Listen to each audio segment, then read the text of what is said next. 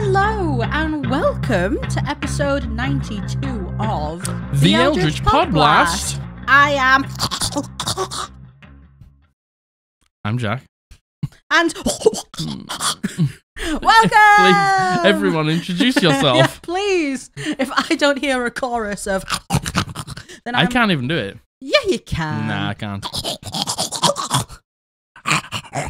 There you go. Okay, There okay, you yeah, go. yeah. You're really good at the Murloc sound, we learned.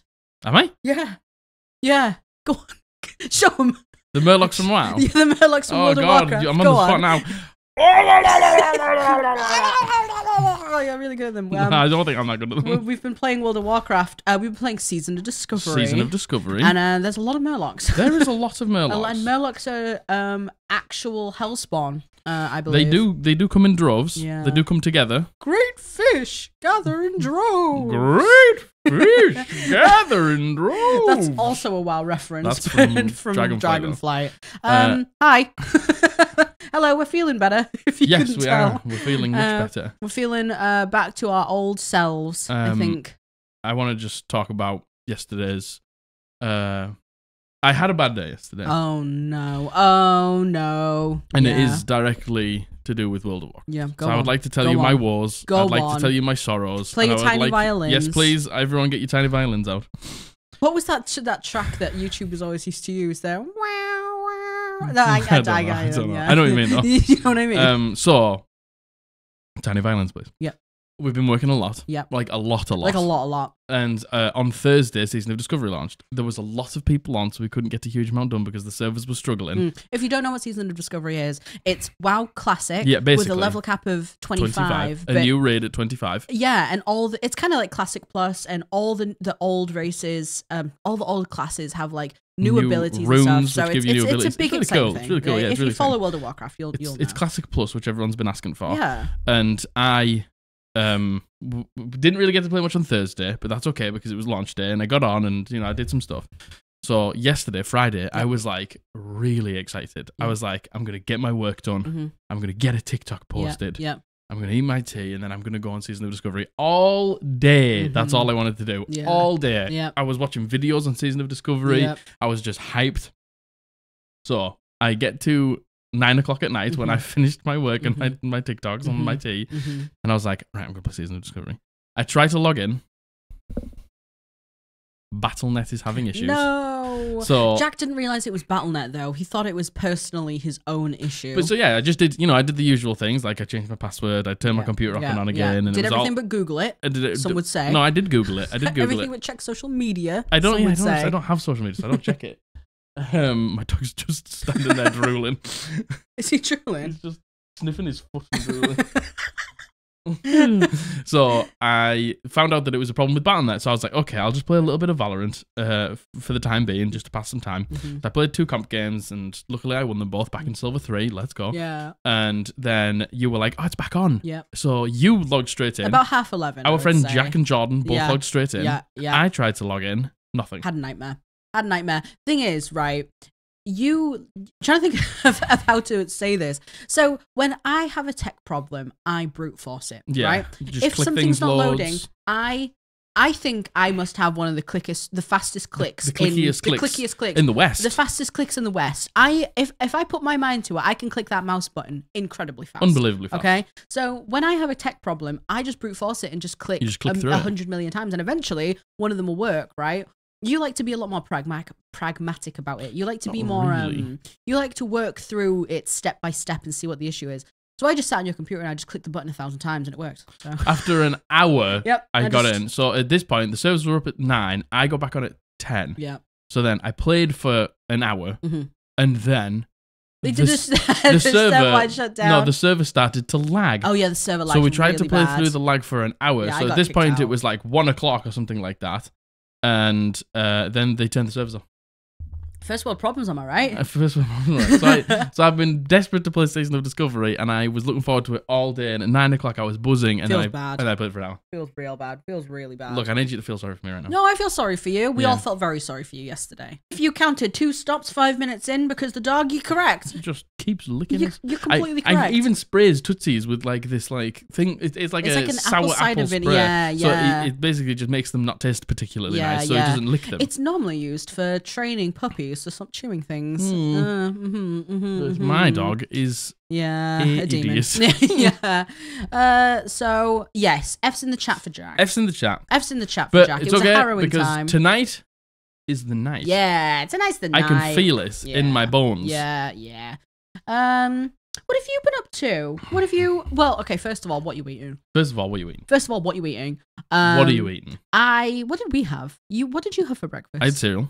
I had cereal too. Yeah. We're going to have avocado and an egg on a bagel later. Avocado egg bagels? Yeah. Margaret's like... It's like an event. Yeah, it is an event. It is an event. I've had avocado and egg bagels many times, and they're delicious. Yeah. Smashed avocado, bit of lemon, bit of salt and pepper. That's it, yeah. I couple can of chili flakes. I can totally get down. Little fried egg. Yeah, I can get down with that, totally. I've not had one before, though, so it's Butter an on the event bagel. for me. Yeah. And it's going to be delicious. And I'm really excited for it because I've had it many times, but Margaret's like, I'm having to hype myself up for it. We're having avocado and egg on and bagel. an egg on a bagel. I have to hype myself up for it, you know?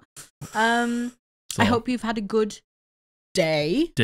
Time. Week, since the last time we spoke. I hope you have a good life. I mean, I do. I do hope you have a good life. No, I do. I hope everyone has a good life. Yeah, before the entity takes it away from you. Yeah. We've got to release some entity merch. Yeah, we do have to release some entity merch. Just even a t-shirt that says the entity. Yeah, because I can't draw. So maybe like the entity was here. Yeah. Oh, nice. Like nice. And you can wear it. Yeah, nice. Showing your commitment to the entity. Yeah. We definitely should. And you know what? We were like, we should get some merch up before Christmas. Not going to happen. I'm so sorry. So we'll have New Year merch. Not going to happen. In the new year, we'll actually have time to do all these things we threatened to do. But I'm excited. I'm excited.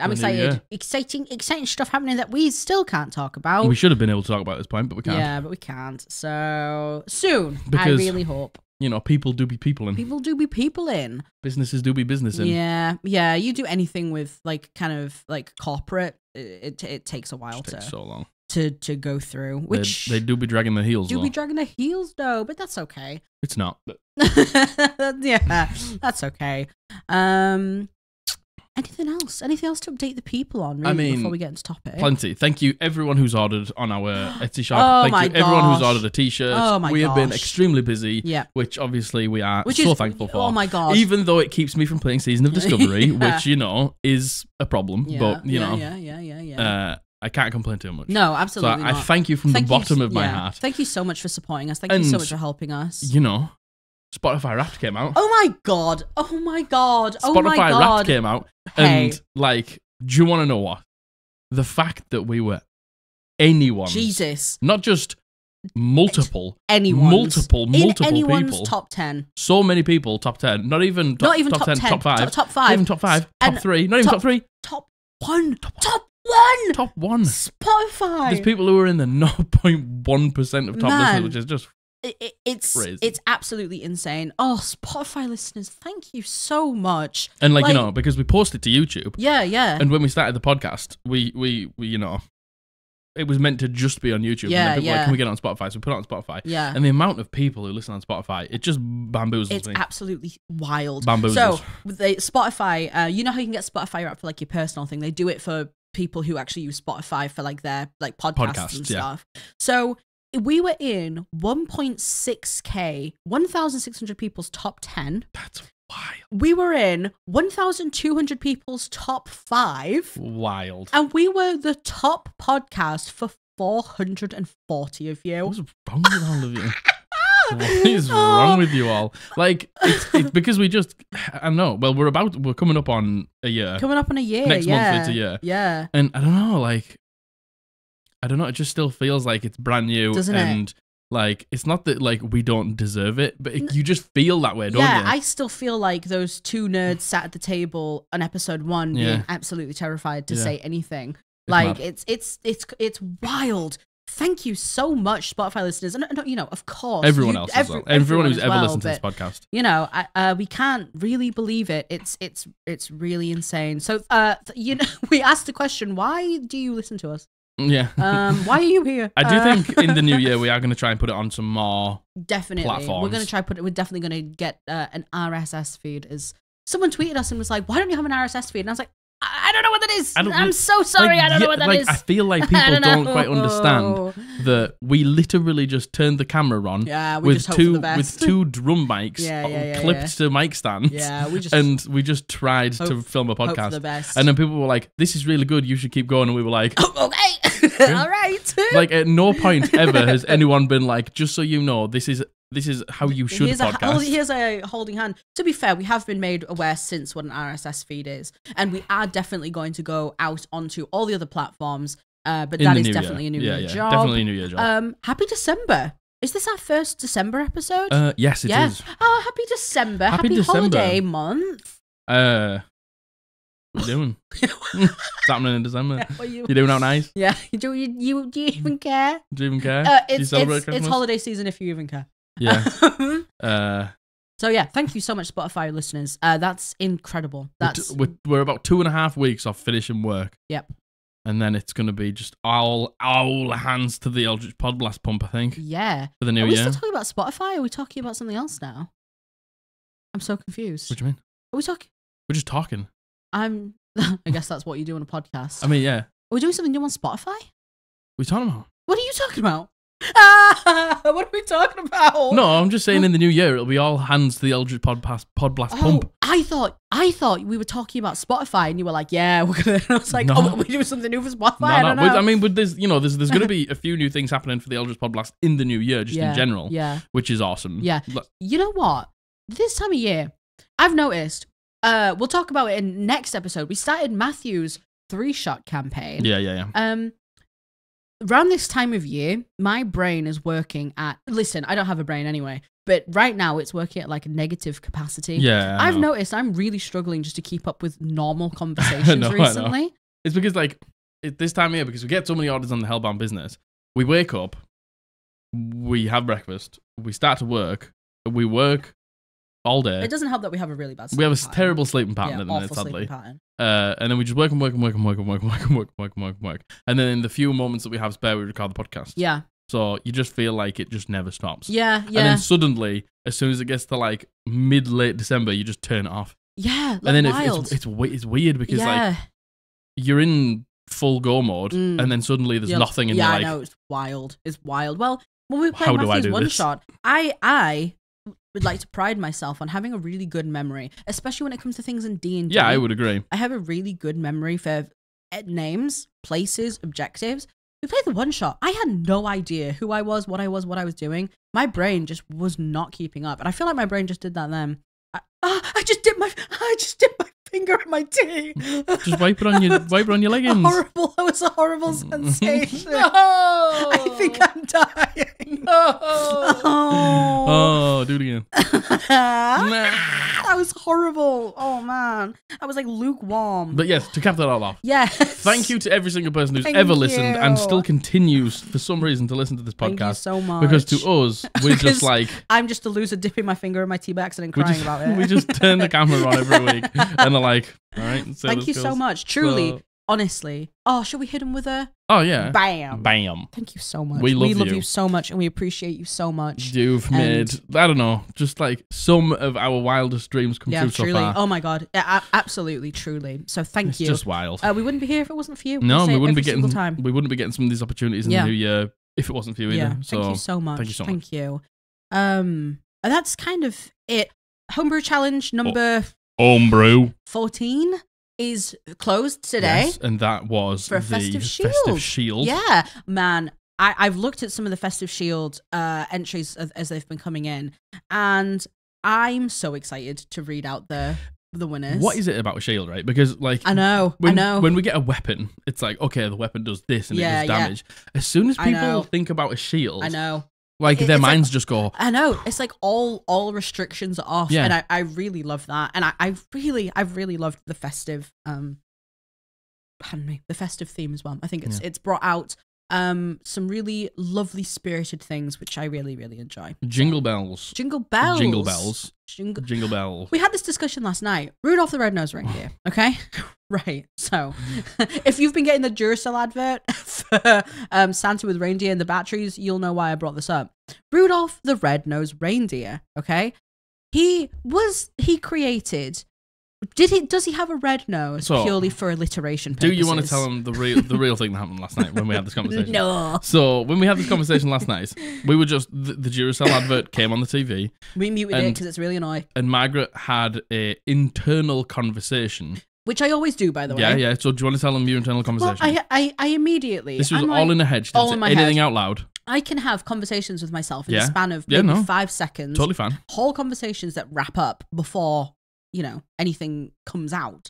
And I had the thought, does he have a red nose because of alliteration? And then I was like, well, yeah, because he's not real. So the song was created purely for, like, song purposes, right? So they were like a reindeer, and they were like, what is so red, like a red nose Rudolph, and then they called him Rudolph. So I had this whole conversation in my head, and my mouth didn't catch up fast enough to my brain, so I said out loud. You said out loud the one thing that you said. Yeah. Do you think Rudolph the Red-Nosed Reindeer is called that and has a red nose because of alliteration? Mm-hmm. She didn't mention anything about the song, or do you think that's where it was born from? The song, nothing. And they said red because of R. Yeah. And I went, what did I say? I said, I don't know. Was he depicted with a red nose first, or was it because of like a song? And you literally just went. What are you talking about? Yeah, I've already concluded this conversation. On my brain, basically, Jack. because you'd already said those things out loud to yourself and concluded it, and basically said that as basically a rhetorical question. Yeah. And then I made the comment that you'd already had about 5 minutes ago in your head. She does it all the time. She has a conversation with herself, and then she's already thought of the answer. Yes. She says it out loud, and then I make the point that she's already argued in her head, and she's like, "Come on, keep up, Jack. Keep up, Jack." She's so annoying. He's so annoying, Jack. Come on. So, I'm like, that's on. I don't know what that's on, and I don't care to know actually. So yeah, that's on that. I've been having weird dreams. Okay, TMI. I've been having dreams I can't poo. Like, I keep having dreams. You didn't tell me this. Yeah, this is like the third one I had last night. I have dreams where in my dream, I desperately need to poop. Desperately. Okay. So I go to the toilet. Okay. And I am like sat there for, in my dream, probably is like 45 minutes. Okay. Just pushing, trying to poop. Squeezing. And I can't. And every morning I wake up and I'm like, have I shit myself? You haven't, which is nice. Which is good. There's nothing to say that I won't. Okay. But yeah, what does that mean? I don't know. What does that mean? It's so annoying. In my dream, I can feel that I need to poop as well. It's like the dream. It's like the dream where you can't run fast. Oh, I hate that. Like, that's the most frustrating. When you're trying to punch and you're punching really slow. You're trying to run. It's like you're in space. Or something I hate that. I really hate that. Yeah. Well, I all my dreams seem to be like my weird dreams seem to be toilet related. I regularly have dreams where I'm trying to go to the toilet, but the stalls are really low, so people can see like into the cubicle, or like they're like in an open room. Yeah. And apparently that's because of stress. Who knew? Do you believe that dreams are like tied to things like that? Yeah, totally. I do. Sure. Yeah, definitely. Like, it's so, like, what does your brain do? Your brain doesn't just turn off, right? No. Like, your brain's processing all of this subconscious stuff. Mine does. Yeah? I just have a dream. Oh. No, yeah, you don't really dream, do you? I could, like, last night, I knew I had a dream. Like, there was something going on, but then I wake up, I couldn't tell you a single dream I had last night. Yeah, well, the other part of my dream was someone's trying to convince me to trace drawings and pretend that they were my own drawings, and I was really upset about it. I think that's why I need to go poop. So yeah, I think I've always dreamt so vividly, but my dad always dreamt really vividly too. I don't dream at all. I do dream, and every now and then I'll remember. Yeah. But I just wake up and just nothing. Yeah, I've just forgotten it all. So what does that mean? I'm trying to poop and I can't. Let us know in the comments if you know. Dream let me know if that's that's what your dreams are like, or if you've had a dream like that before. Yeah. Okay. That's about it. That's about Goodbye. it. See ya. That's about it. That's the end of it. Thank you for watching. Yep. Goodbye. Yep. Oh no, have I knocked my ear off? No. I've put the little baby ear on. I couldn't find the big ears. So I had to deal with a little baby one today. Yeah, little Bambi. I want to get the really big night elf ones. I think that would be really cool. The ones that come like all the way out. How would that stay on my tiny head? It would just need a good base clip to the ear. Like a glue. Maybe not like Gorilla glue, like a spirit gum glue. Do you remember that girl on TikTok who Gorilla glued her hair down? I think about her regularly. Roman Empire. Man, what a terrible situation to be in. Yeah, and Gorilla Glue got involved on Twitter. Yeah. They were like, nobody ever do this. We live in a dystopian world. We truly do. I just don't know why. Like, if you've not got anything, just don't use it. Don't turn to Gorilla Glue. I don't think she realised it was Gorilla Glue. I thought she thought it was hairspray because it was in like a spray can. It was in a spray, wasn't it? Yeah, it was in a spray can. I don't think she realised until the deed was done, you know? The deed was done. Yeah, indeed. The deed do be done, though. Have you ever watched the water dancers putting in the like stuff into the hair? That's mad. I love that. I love watching like those the videos. gel. Yeah, and it's like afterwards they're like yeah. And it's like I love watching those videos. I love watching them take it out as well. Anyway, what the hell? Who are you? Why are you in my house? Get out of my house. My dog is just yeah. His head's under the blanket, but he's stood up and he's like, yeah, he's looking real sad about it. Yeah. Anyway, today we are doing horrible house rules. Horrible house rules. Horrible D&D house rules, aren't we? Oh, I'm just a little boy. Oh, I'm just a little boy. Who likes to make some house rules horrible D&D house rules for my campaign, for my friends. Oh, I'm mean and I hate my players. Oh, I'm just gonna summon dog. I'm just a lad that likes D&D. I'm just a little lad who likes D&D. We had to cut for the dog in the middle of that, so thought we'd finish it off. I'm just a little lad who likes to make some homebrew rules for my campaign. Rules. So yeah, we're doing homebrew D&D rules. Homebrew. These are Give me your best Cockney accent. I think these are all from the Reddit. I think there's 2 submissions in here that I've scattered through. And all of them are from the Reddit. So we say horrible. There's a special one, isn't there? Is there? There's a special segment. There is a special segment. I'll get into it after I explain what these are. So she's shouting at me. I'm shouting. You heard it. Everyone, I'm shouting. My arms behind my back and I'm shouting. So your arms are behind your back. Why? Because I'm shouting. I'm propelling. You're Naruto shouting. So these anime say shouting. Horrible. Yeah, I'm anime shouting. Anime shouting. Sorry. Oh my god. We say the horrible D&D house rules. If you use any of these rules, if you like the sound of any of these rules, that is perfectly fine. Absolutely fine. What works for you might not work for us. Me. And the entity. It always works for the entity. The entity's pretty entity can make anything going. work. Yeah. Pretty easy going. Yeah. All the entity wants is the off. The entity can bend anything to its will, you know. Yeah. So to the entity. Yeah. That's just a little disclaimer. And what works for your table works for your table, and that's fine. We're just trying to make a bit of content. We're just trying to make a little bit of content on the internet. Make some content. I'm just a little lad who wants to make some content on YouTube. On the YouTube and the Spotify, please. Yeah, you know how a few weeks ago I was like, we might be really unhinged next time you see us. Hello. This isn't unhinged. This is standard. Eldritch Podblast. Yeah, weird. I'm cold. Are you cold? Drink your tea. Yeah. Does everybody else do this? I have to make Margaret extra tea in her cup because she has to leave some at the bottom. Yes, I don't like finishing a whole cup of tea. Yeah, but you don't like finishing any drink. I don't like finishing the whole thing. Ever. No. I always have to leave like a little layer. Don't know why.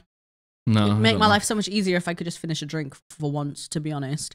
But yes, so she's just a little lad. I'm just a little lad who likes to leave some in my cup. Who likes berries and cream? That's it. So yes, that was so loud. I'm sorry. I'm yelling. I'm yelling. Oh, I'm yelling. Sorry. So, number one. One thing that always gets brought up in these home rules is crit fumble tables. All the time. Like, if there is ever a thread, if there's ever a submission, it is about crit fumble tables, right? So, I found some of the worst examples for crit fumble tables. Now, if you don't know what a crit fumble table is, it is if you roll a natural 1, and a lot usually of tables, it's in combat. Yes, use it in combat. If you use a natural 1, If you roll a natural 1. I'm just rolling a natural 1, please. If you roll a natural 1, you have to roll on a table to find out what detriment effect you get. What happens? What happens to me? What happens? And the standard is something like you accidentally hit yourself, you drop your weapon, you hit a friend, you fall over, etc., etc. But obviously, as we're going to find out, there's some really cripplingly bad ones. Worse. And no wonder people hate crit fumble tables. Yeah. Like, what's your opinion on crit fumble tables? I think crit fumble tables can be fun. Yeah. If they are lighthearted, not permanent. Yeah. You shit yourself. Yeah. That was just if you didn't tell the dungeon master that you had gone to the toilet that day. Me, dreams. In your dreams every night. No, that's a problem. You can't poop yourself. No. So I don't mind crit fumble tables. Yeah. If they are lighthearted, not permanent, not like devastatingly bad. Yeah. And also happen to the enemies. Mm-hmm. Mm-hmm. See, my opinion on crit fumble tables is I don't see the point at all. Like, if it's going to be something lighthearted and funny and like not that bad, my argument is, what's the point in even going through that extra step? Mm-hmm. But I'm aware that could be me thinking from a I like to work out systems to things, and I don't like to waste time on particular things. It is a lot more. Like it's basically another rule set upon the rule sets that are already in the game. And if it's just something funny and silly, I just don't see the point. Yeah. But I understand why people would enjoy it. I honestly, I understand why people would want a detriment. Just a bit funny. Just a bit silly. Just a bit funny, innit? A bit funny. Yeah, so the thing is, I think for a new table, it's a fucking absolute no-go. Because another set of rules on top of the rules that you already have to learn, I don't think is a good thing. Yeah. And I think they have to be in good taste. Yeah. And every player has to agree to it. You have to buy in. It's something that has to be set at session 0.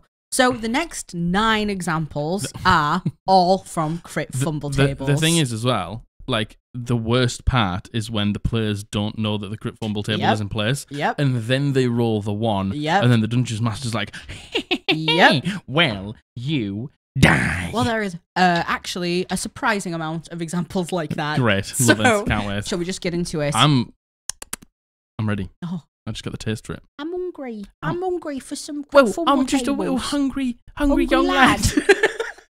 So, this first one, these are all from the Reddit, by the way. Mm-hmm. So, I saw one that had a D100 table with literally 99 different bad effects.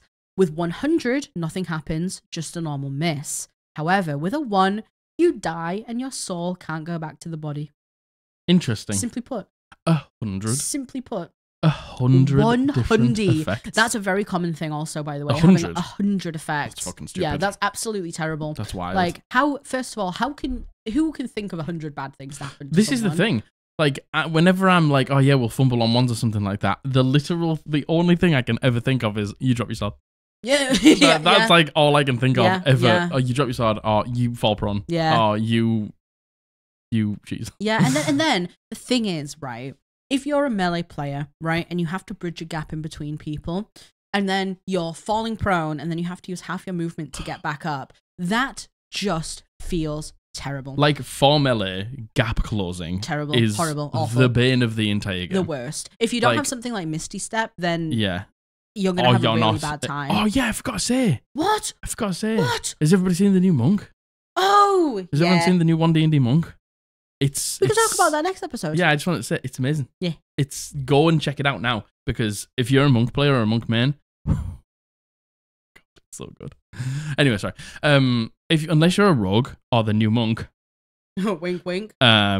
Gap closing is a fucking disaster. Yeah, awful. Like, barbarians get a little bit of extra movement speed, but like biters, fucking hell. Paladins get Misty Step. Yeah, but then again, that's eating into your smite slots. Paladins only get Misty. But isn't it only Vengeance Paladin? Oh yeah, I think it is. I don't even think it's on the Paladin spell list. I think you're right. Yeah. So you either have to take like Fey Touch to get it, or if you go like something like a Ladron, you get Fey Step. But yeah, it feels awful. Gap closing is just the worst thing on earth. So then to have to fall prone to have half your movement, that feels awful. For roll, you know, my whole thing is it's like, yeah, you roll on a dice, it's gonna happen, right? And then to be punished for a random roll on a dice feels terrible.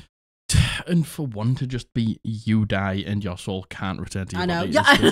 Is what is two, like, you die and your soul can return to your body. Imagine being in like the BBEG fight or like a really important fight, right? You roll double ones and then your character is dead. Imagine doing that in the beginning of the fight as well. What would you do? Nothing. Have a horrible time. Yeah, terrible, awful. I mean, if that well, there's no way that it can get worse than that. Like, that has to be the worst one. Like, that has to be the worst one on that table. Oh, on that table? Yeah, your soul, like, the worst one on that table, like, definitely, yeah. And, like, the thing is, right, and I don't know. Go on. I don't know how much effort you put into your game. Clearly, you put a lot of effort in your game to make 99 negative effects. Yeah. Why don't you just do something else with your time? Well, yeah.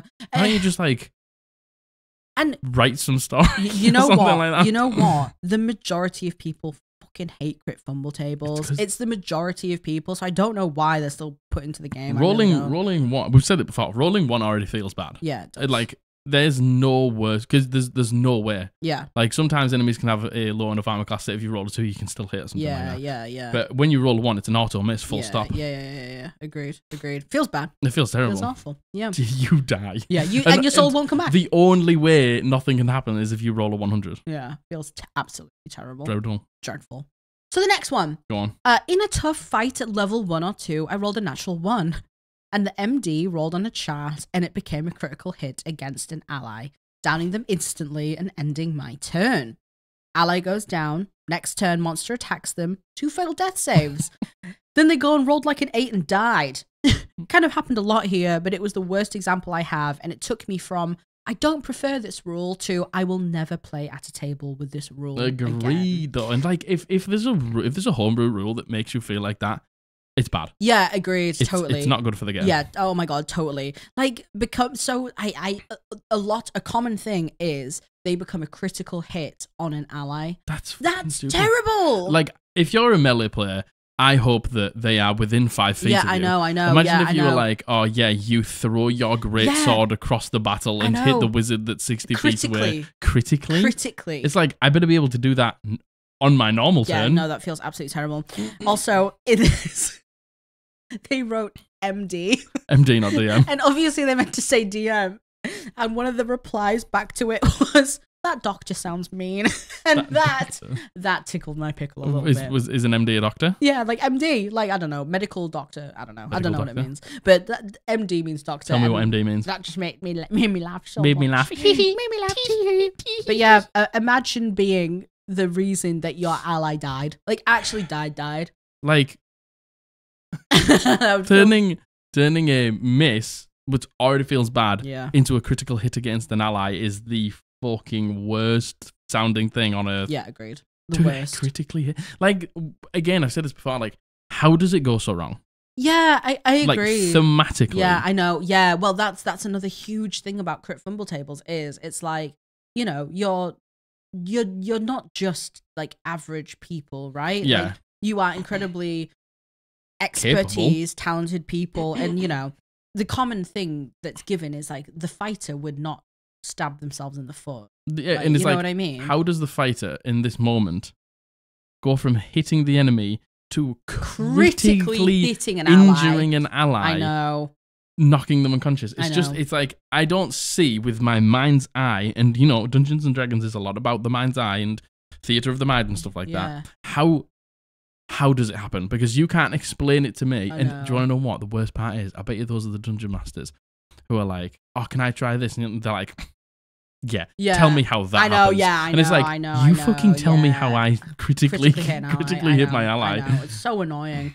And I feel like this, especially even just hitting an ally, but critically hitting an ally, like, that just breeds like contentment in the group. 100%. Like, even, you know, obviously it's not the person's fault that they rolled an actual one and crit them, right? It's the DM's fault. But that just breeds like into party issues. Because you know, they're like, I can't believe you've done this to me. I know. It's like, I did nothing. I know. I tried to hit the bad guy. I know. Is what I tried to do. Yeah, I know.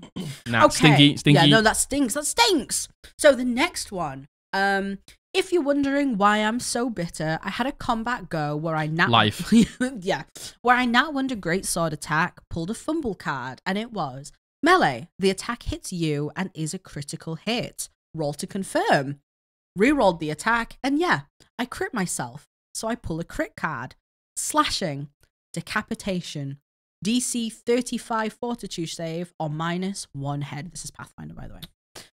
Look, I joke about playing a dumbass fighter a whole lot, but I didn't think I was going to play one who was stupid enough to hack off his own head 6 seconds into the first combat of his career.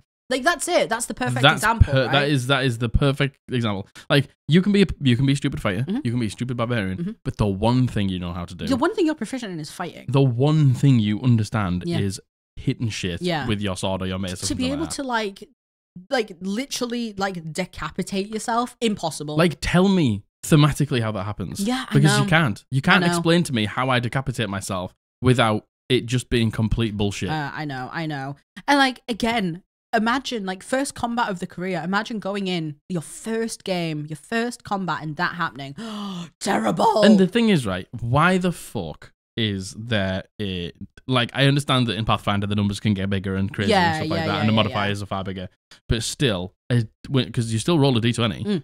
A DC 35, that means you need to have a plus 15, and that's an option at level 1. It's like, you are, I am destined to fail. Yeah, I know. And I don't necessarily know if that is like a level, if that was specifically a level 1 thing. Well, but to be fair, they say the first combat of his career. Like, you know what I mean? It's either level 3 or level 1, usually. Yeah. Unless they're doing like a one-shot. But even then, like, that is... Well, a one-shot's not a career, is it? There's no way, is there? No. There's no way. There's absolutely no way. Why are we putting 35 DC? I know it's even a low chance, but why are they in the game? But like, who's that fun for? Do you know what I mean? With all the dungeon of these, master.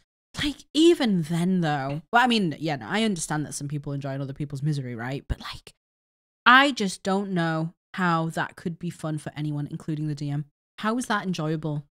What does that add to the game? Is my question. It's just like, sorry, I keep clearing my throat. I know that there's like a delectableness in things like going catastrophically wrong, but it's like when it's on a D21, when like it's just a 1 in 20 chance or whatever every time you roll the dice, like that's not a low chance of things going wrong. When they're a really low chance of things going wrong, that's when it feels like a bit. It was destiny that it went wrong. When they're just so readily available to go wrong, it just feels so bad. Yeah, I know, agreed. But it's like, I hope you celebrate natural 20s just as well as you celebrate natural ones. And like, you know, some of the discourse around it is, you get a good thing on natural 20, you should get a bad thing on a 1. And it's like, we play a game to have fun. Yeah. You know what I mean? Like, yeah, of course you're going to want to have the good thing happen. And like, I'm not saying bad things can't happen in the game, because they should, because that's part of the experience, right? Yeah. But something as terrible as having to behead yourself on a natural one, in like, the first combat. What is the good side of that? What is the natural 20 version of that? You know what I mean? There isn't one. You like behead the monster, but it's like I can just say that I do that when I kill them. It's like, that's still just not fun, in my opinion. Yeah, like, just being able, there being a chance to just one shot monsters. Not fun. I don't really like. Me neither. No, I don't either. Then it's like, I believe takes the point out of combat. For me. I believe in combat, everyone should at least have a fair chance. Yeah, I agree. Yeah, definitely. Yeah, stinky. That's smells. Fucking turbo stinky. Smells. Well, this next one is, had a DM rule that you drop your weapon whenever you roll a natural 1 on an attack roll. Of course, that same DM's ruling on picking up weapons was that it costs an action to do so. So every single time you rolled a nat 1, you pretty much had to waste your next turn of combat doing nothing. It's fucking stupid. Horrible. Like, the thing is, I do believe that picking up a weapon or something like that should require more than just a free action. If you've been disarmed, there should be a condition of disarmed that means like there's an opportunity attack when you try and pick it up. And that should go both ways as well. Or it's a bonus action to pick it up. So it wastes something of yours to pick it up. Because, you know, the Battlemaster's like disarming attack. Then what does it do? They just go, okay, I pick it up. I know. I get it, but that means if there should be some more punishment for being disarmed, but you shouldn't be able to be disarmed on a 1. Especially because you're disarming yourself. Yeah, and then to have a whole action to pick it up. Man, again, this is kind of like the similar thing of like having to bridge the gap as melee. Right? Yeah. Just stinks. Who's that fun for? And the thing is, right, like, this ain't gonna come into casters like at all. Well, what do you do? Do you like when you cast a spell? Do you just throw your arcane focus across the room? Notice how a lot of these are melee focused because again, spellcasters, they have spell saves, and you better fucking believe if you're playing in a game like this, you would only be using spells that have spell saves. Only be using spells. Only. Ever. Simply only. Yeah. Like, you would never be rolling to hit. Nope. Like, unless you have advantage. Poor melee. Leave melee alone. Leave him alone. Leave him alone. Leave him alone. And then, you know what? The balancing aspect of this, too. I would like to think that this worked on enemies as well, right?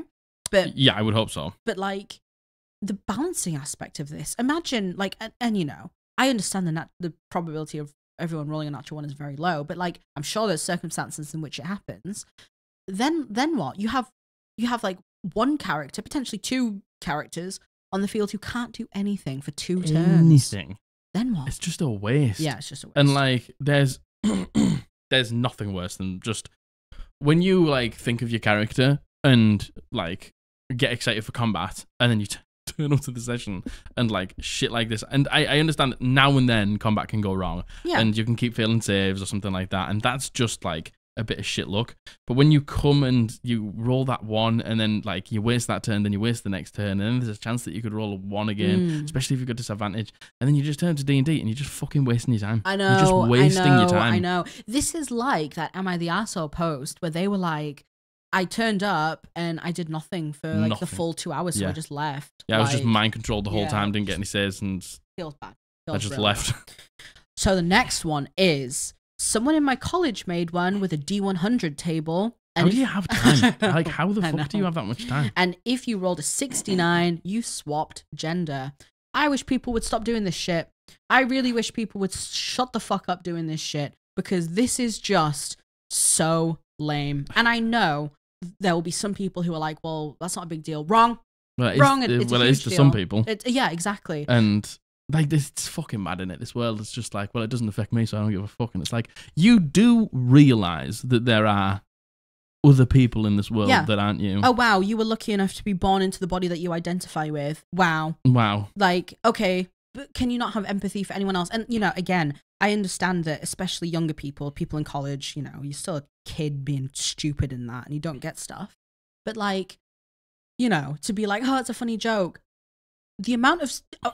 we've had enough stories come in now to understand that it's not just a joke. No. For some people, it's like their lifeline. Yeah. For some people, your D&D character being like the gender or being non-binary and not conforming at all, sometimes that is so reaffirming and cathartic. Exactly. And, like, and important. And for some people, that's like their gateway, basically, it into is. being able to identify and being identified is what they want. Yeah. And the amount of stories we've had where it's been that exact story and people are like, and if the people at my table weren't accepting of it, I don't know if I would have ever come out. I don't think I would have.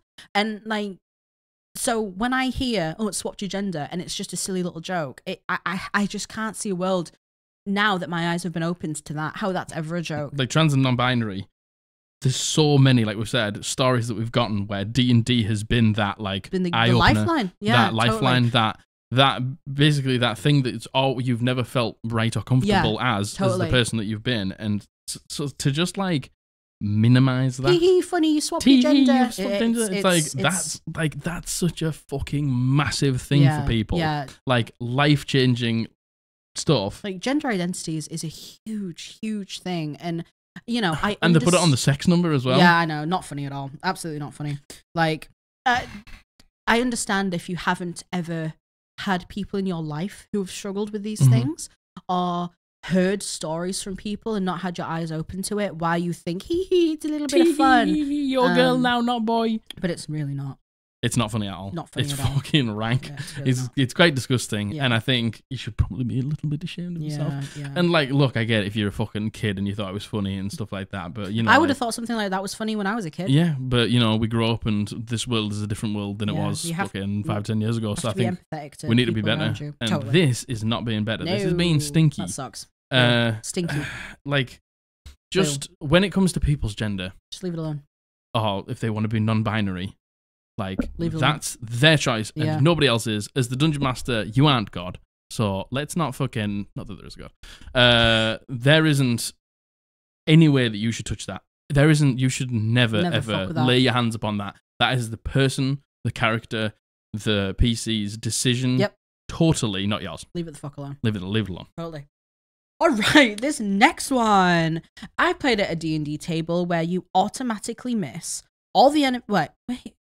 Oh, okay. If you roll a natural one, you automatically miss, I'm assuming. Well, that's rules as written. True. All enemies in melee get full attack rounds on you, and you forego all future attacks for your next round. They also have it so it resets your attack chain. So if you're a 13th level fighter specialized in longsword, your next round would be the 2 attack round instead of being the usual 3 attacks. I hate it with a passion. Like, I feel like Dungeon Masters don't understand that when you've waited the whole turn, the liches had the liches go, the minions have had their go. Yeah, you've seen all your friends do something. The wizard cast fireball. The monk ran up and flurried of blows and knocked one prone in front of you, and you're sat there going, okay, all right, it's my turn. All right. And you roll the dice and you see the 1. Like, that is already shit. Yeah. It's true. Devastating. It is. Missing just in general is devastating. Yeah. And rolling the natural 1 is just salt in the wounds. It is. So for then, everyone who's in melee with you gets an attack. Yep. You then drop from 3 attacks to 2, or 2 attacks to 1, or 1 attack to none. Yep. Like, that is too much. Awful. Like, them getting attacks on you is too much. You dropping from 3 to 2 is too much. It's all too much. You already feel bad. Like, the thing is, if you got 3 attacks and you roll 1 on your first attack, you miss the other 2. You then miss your next go. I know. It's just like, why is it? Why? I feel like at that point you're stuck in like a spiral. Like, how do you get out of that spiral? You're stuck in a spiral of like. Especially if you're in a combat and there's 3 enemies, even 2, even 1 enemy, and they all get to make full attack rounds on you. That feels terrible. That's death. First of all, that's death. Second of all, when you crit, do you get to get 6 attacks on your next turn? I know. Do you get to hit everybody in melee and everybody around you doesn't get to have a go? Totally. Does it? Because if it doesn't, why is it like this on a 1? Yeah, I know. And does it happen to the enemies? If the enemies were... And the problem with all these things are, right, I'm always like, does it work on the enemies? The DM rolls behind a screen. Yeah. You know what I mean? The players don't have the choice. I'm assuming, right? Yeah. How we play and how traditionally a lot of tables play is players roll out in the open, right? For everyone to see. So you can't fudge your roll. Yeah. And I'm not saying that the DM does, but the DM could, especially if you're willing to put something like this in anyway. Those negative effects. Like, as a dungeon master, if you have the choice to, at that point, when you know that like that's basically going to be the end for that enemy. I know. You would just lie. Yeah, you would. Of course you would. Because like it's impossible to balance that sort of thing. And I can't help but feel as well, if you're putting in like, I'm not saying all DMs who use crit fumble tables, because as you said, there's good examples of them, right? Yeah. Like DMs who put in crit fumble tables like this that are so debilitating, they're obviously scared of their player power anyway. I think that the has only to be reason right. you put this in is to try and nerf out your characters, yeah, right? Your PCs, so you're obviously not going to apply the same thing to yourself. No. Like it, in my opinion. Yeah, there's no way of like you put this in because you're scared. Yeah. That your combat, like, and this is it. It always comes back to, do you just struggle to balance? Yeah. And because if you struggle to balance, there are plenty of so many other ways resources around it. On the internet, guides on the internet, like articles. Yeah. Like just go through and read the player's handbook again, the Dungeon Master's guide, videos, everything. Instead of doing this, because if this is your way to balance, I feel like this is like fear mongering as well a little bit, right? Like you turn up and you have one bad experience. The whole rest of your game, if this has happened to you, you're going to go, fucking hell, I really hope I don't roll a natural one. Every time you roll the dice, you're going to be second guessing. Like, do I need to attack this person? Yeah, like, I know. What if I roll a 1? Do I risk it? I know. Like, I'm turbo dead if I roll a 1 here. Hate that. And then it just, you just start to like fear the dice. Yeah, you do, definitely. That's the last thing you want to do. Yeah, definitely. So these are the last 3 of the crit fumble tables, and we'll move on to the normal ones. So, I play with a guy that complains 5e doesn't have crit fumbles. Once he DM'd a short adventure for us, and surprise, surprise, we had crit fumbles. What? On the 3rd session, I was already permanently blinded. That just felt so stupid that it honestly killed the joy of that short adventure. Yeah, no shit, did it. Because everything you do from this point on is going to be a disadvantage. Permanently blinded? Permanently blinded? How is that? How is that possible to roll on a crit fumble table? You're permanently blinded. Like, yeah, it's like you are attacking, you roll the d20, you roll a natural 1. You went from hitting the goblin to being permanently blinded. It's like, how did that happen? You are a fighter, a barbarian. You are a master swordsman. Yeah, I know. How did you permanently blind yourself in both eyes from attacking a goblin? And like, you know, the implications of this outside of combat too sucks. That's a huge thing for your character to have to go through. You automatically fail all perception checks. Terrible. You have disadvantage on all attacks. Yeah, like terrible. Like, it's just over. Yeah, it's over for you in terms of D&D. Yeah, no shit, it killed the joy. Of course it did. Like, and you know, if you use crit fumble tables, I don't ever think it should be a permanent thing. Never. For simply rolling a 1 on the dice. Like a natural 20s permanent things? No. Do I get like a bonus? A third eye. Do I get just a third eye just pop open on my forehead because I rolled a natural 20? No. Yeah. So why do I permanently get blinded? Stinky. So stinky. They're just, do you know what? They're so fucking stupid. So stupid. I know. And for what? For what? So the Dungeon Master can go. Yeah, for what? So the next one is ye old 3.5 era with yours truly as the DM. The paladin of the group got dazed for 1d4 rounds. No big deal, right? Yeah, no, the fucker was dazed for 4 rounds, unable to do anything in a massive combat against a couple elementals and mages. It was an insanely tough combat after that nat 1. I decided then and there to never use fumble chat ever again. Like, but it was like the way that you just said, dazed for 4 rounds, no big deal, right? Dazed for 1d4 rounds. Like, but even then, immediately I was like, yeah, big deal. That's a huge deal. Yeah, big deal. Like, because the thing is, you go 1d4 rounds. I think you kind of automatically go, okay, yeah, you're not going to get 4, are you? Man. Some combats only last 4 rounds. Yeah, well, exactly. Like shorter combats, 3-4 round combats. Exactly. Like to even be dazed for one, dazed for 1 round. But even like, I still wouldn't want that as a crit fumble table. But you know, you can get dazed by enemies. There's like some you can get paralyzed and just keep failing the save. Yeah, that's possible to happen. But the thing is, it's like the fact that you get the chance, the fact that people can maybe give you advantage, absolutely, help actions. Like, but you roll a natural 1 and you're dazed for 4 rounds. No way to break it. Oh man! And like the paladin, who's probably the tank. Pumper, I know the tank. I know. Like, and to be fair, OP even says it was such a tough combat after that, and I never used them again. Fair touche. Dues. Yeah, fair enough. Terrible. Awful, dreadful. Awful. And again, that's what I say. Like, that's what I was trying to say about before. Like, with the balancing of things, even just having one player out for 1 round sometimes can be the make or break. Can be like, yeah. Especially if they're the big damage dealer or the tank. Yeah. Or even the healer. Yeah. Oh, my God. Man, yeah. like, squishy mages getting paralyzed. Oh, man. And you get advantage attacked, you're fucked. I know. Terrible. Awful. You are fucked. Awful. Like, when you're playing wizards, like, you can see it from Caleb in campaign 2. I know you haven't finished or anything like that. Like, he like celebrates when he gets over like 100 hit points and everyone's like 150. Mm-hmm. Like, at high level combat, if it goes wrong for you as a clothy, if it goes wrong for you as like a caster, you're fucking absolutely fucked. Yeah. You go down in like 1 or 2 rounds. Yeah. Which kind of the case, right? Glass cannon, right? Yeah, that's it. That's the point. You're the controller. You're the person who stands at the back, and everyone's supposed to protect you. Speaking of cannons. Uh-oh. The next one.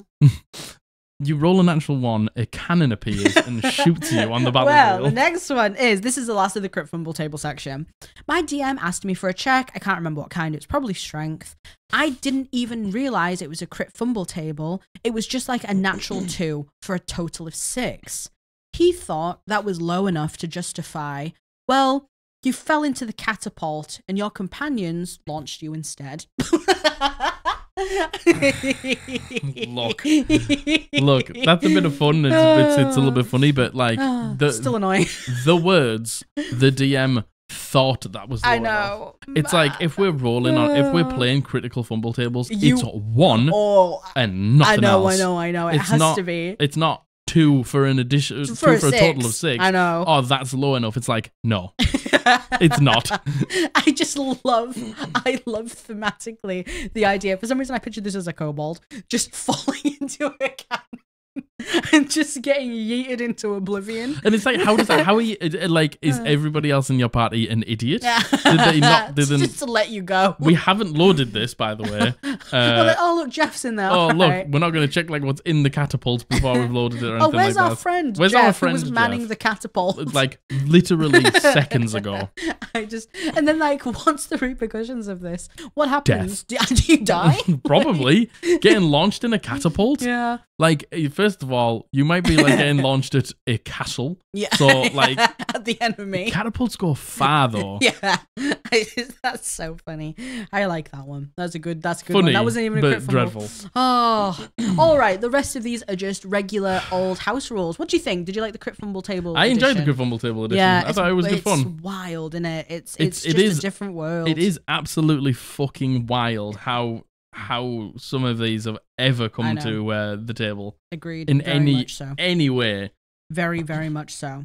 Okay, the first two are submissions. All right. Oh, thank you so much for your submissions. Thank you for your submissions. Thank you. I'm completely aware that sending in house rules, especially when the title's Horrible House Rules, is a little bit daunting. I mean, a few people put them in and they're just like, maybe not horrible, but they're like a little bit out there. Yeah. They change a bit, and I think some of them are really good. Yeah, agreed. This is where we get our nice ones from. I want your horrible house rules. Yeah, or your nice ones. Give me your horrible or your nice house. Or even just like the time that you tried a risky house rule. Yeah, and maybe it didn't pay off, or maybe it did. Or maybe it did, yeah. All right, so this has been sent in by Dash, and they go by Team Rocket Me on all socials in the Discord. Go. Yeah, they haven't left any pronouns, so we'll just use they them, and try not to refer to them. Yeah, we won't refer to you in your own submission. Again. Hey all, I wasn't sure if this was something that specifically fell into homebrew, but it is a house rule I introduced to basically all games I either play or run for Aftercare. I found on Twitter back in 2019, paraphrasing, that a DM asked the players to say something they liked about themselves during the session, and it deeply resonated with me. So from now on, I have my players do a wrap-up after, compromising of one good thing you did this session and one good thing someone else did. So everyone has an opportunity to give themselves a compliment and recognize their good, but also gets the chance to highlight something another player was doing and getting to share that recognition from them as well. Nice. Usually the DM then follows up with a compliment for each player. This isn't mandatory. I and my fellow DM friends just like to gush about our players and then make a compliment for themselves too. This can be a powerful roleplay moment, a good joke, a neat strategy, connecting some dots, etc. I eventually built in Wish and Star for me as the GM as well. One thing they liked that I did, and something that they wish to see or are excited for later.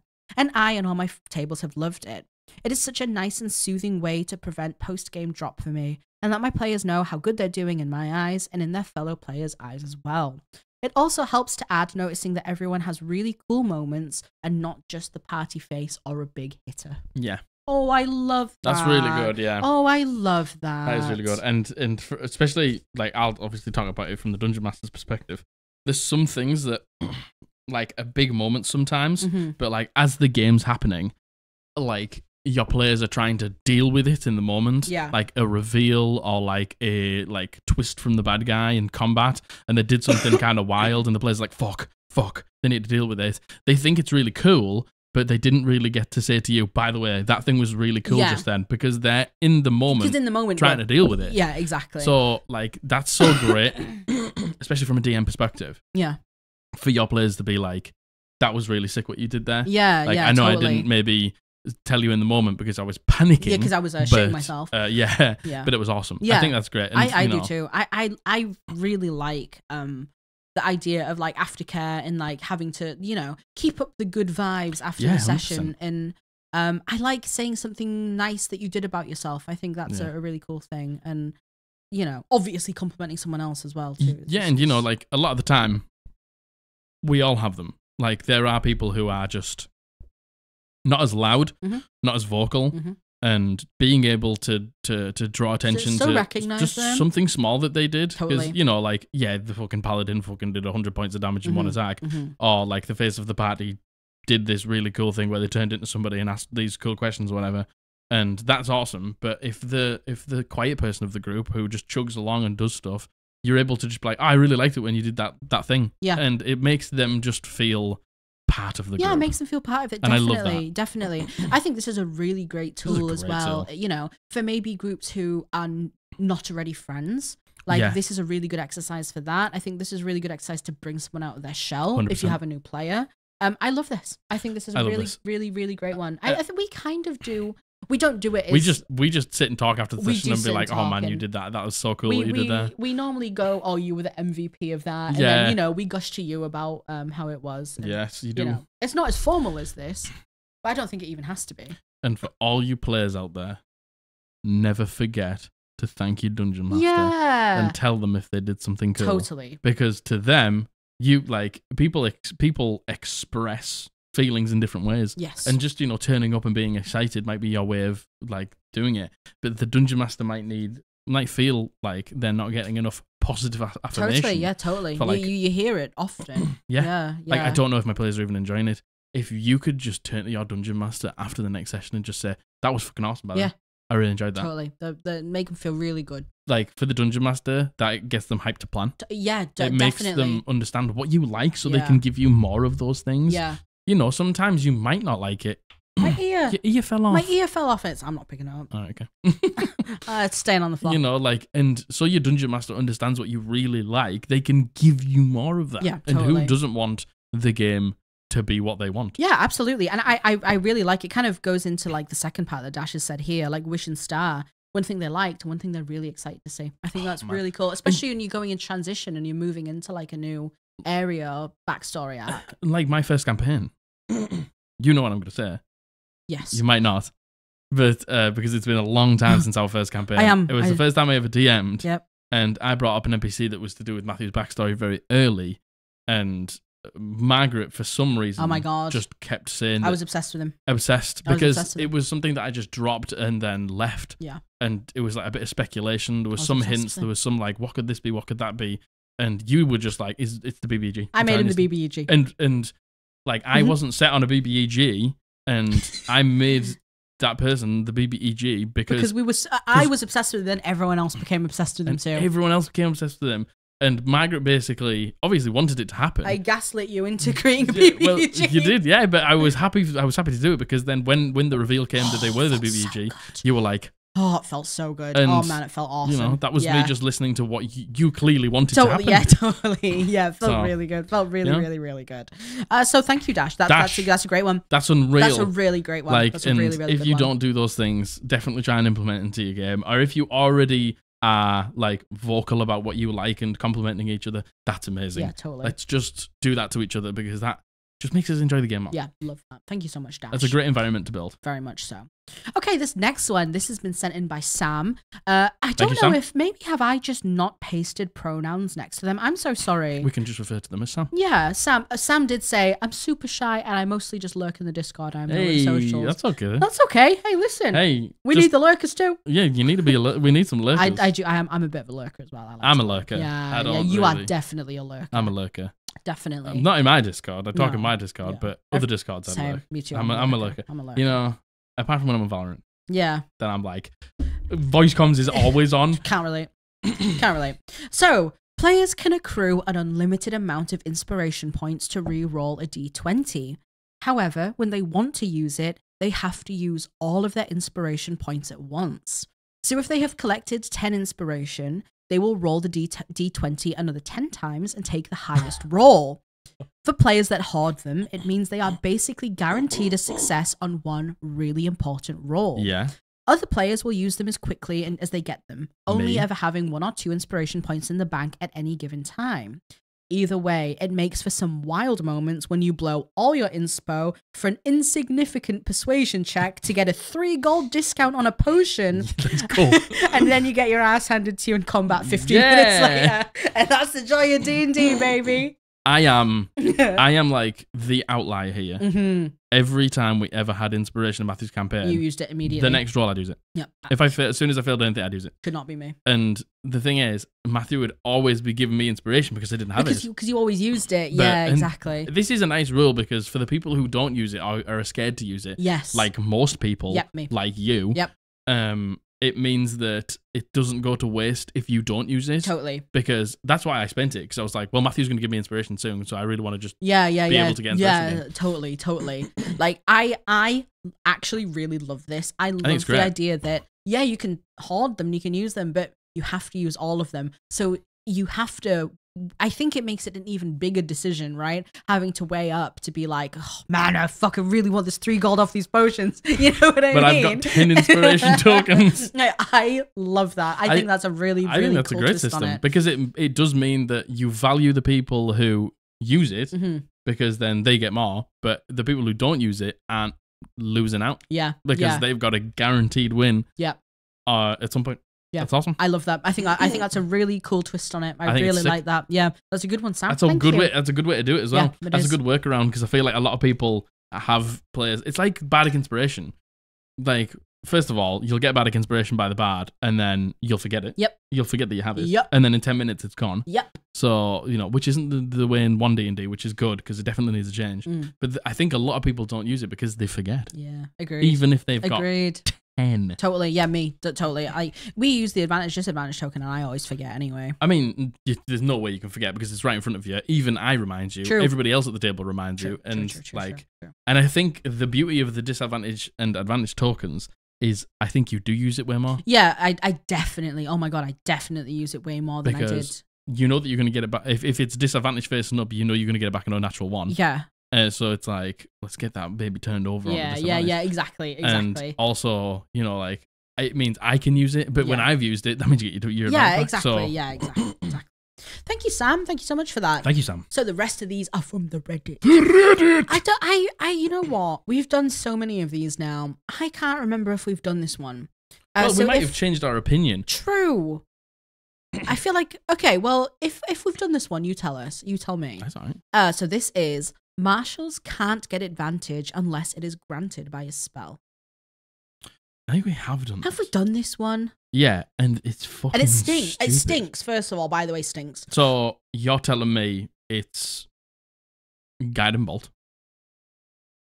It's, like, you say spell. Yeah, I know. Because Vow of Enmity isn't a spell, it's an ability. And it's a fundamental Vengeance Paladin ability. And part of Sneak Attack isn't a spell. That's an ability as well. Yeah. But you also, Sneak Attack doesn't give you advantage. You only get it when you get it. So you're basically telling me that hiding doesn't give you advantage. Reckless doesn't give you advantage. What the hell? Like, what's the point in ever playing a martial class? What is the point in ever playing a martial class? Oh my god. I feel like, have we done this one? Because I've definitely read this one. But I don't know if we put it in or not. Tell you what it does make valuable. Yeah. A melee cleric. Yeah, what, for Guiding Bolt? For Guiding Bolt. Or a melee Stars Druid. Yeah. But again, their abilities. Yeah, Well, no, Guiding Bolt isn't. Yeah, but like, do you know what I mean? I think that stinks. Fucking that shit. Absolutely stinks. That's fucking dreadful. What a horrible... Like, again, who does this benefit? Because the casters... Like, that makes rogues the worst class in the game. Totally. Easily. Oh my god, that completely eliminates rogues. Why do people have so many problems with rogues? Does restrained not give you advantage? Can't get advantage unless it's granted by a spell. Paralyzed not give you advantage? No, if a hold person was cast on someone, I guess you would get advantage. But the thing is, you're not getting advantage from the whole person. You're getting advantage from the condition the whole person gives. I know. So, stupid. That's such a lame That's a wishy-washy piece of bullshit. That is just punishing your players for absolutely no reason. It's punishing marshals. Leave marshals alone. Leave them alone. Why? I don't like... I understand that your rogue gets a big sneak attack and you go, that's a lot of dice. And I understand that the paladin gets a big advantage smite, crit smite, and it basically one-shots some things. But it doesn't happen all the time. No, it doesn't. And when it does happen, it happens on a crit. It feels fucking sick. Exactly. I think that stinks. I just feel like all of these are always like the dungeon master wants to win. Yeah, and I know. As soon as they begin to lose, I know. They're like, nah. Well, now you can only. I decree you can only fucking get advantage on a spell. I know. It's so horrible, stupid. Awful. I'm sorry if we've read that one before. I think we might have. But I feel like it's okay. we might have. You know, like as early as last episode. No. Do you not think? No, not was like last homebrew. I remember. I think I remember that was ages ago. Was it? Oh well. Years ago. If we have, then there you go. You get it a second time. We've probably whinged in exactly the same Eons way we whinged ago. last time. Okay, this next one. This is Not technically D&D related, but it's still RPG, so it is related. That's fine. I don't give a shit if it's fucking D&D, as long as it's TTRPG. Yeah. In a Star Wars game, I was playing a Wookiee pilot. That's cool. The GM decreed the sight of blood, which... Give us your best Wookiee. Ooh, that was more owl. Give us your best Wookiee in the chat. Entity, make them give me their best Wookiee. And you can just be like, I do a sick Wookiee and I'll never know. I'll be like, damn, that was I sick. will never know. Damn. I play a Wookiee pilot. The GM decreed that the sight of blood would trigger my Wookiee rage every time. Okay. Scrape your arm climbing all the way to escape Imperial... oh my God. Scrape your arm climbing a wall to escape Imperials. Gotta rage and turn around to recklessly attack the platoon of stormtroopers coming my way. My best friend is heavily wounded and bleeding out. Can't try to stop the bleeding to save him. I have to find something and tear its arms off in anger. Beat something up. Thankfully, the game was very short and then we switched GMs.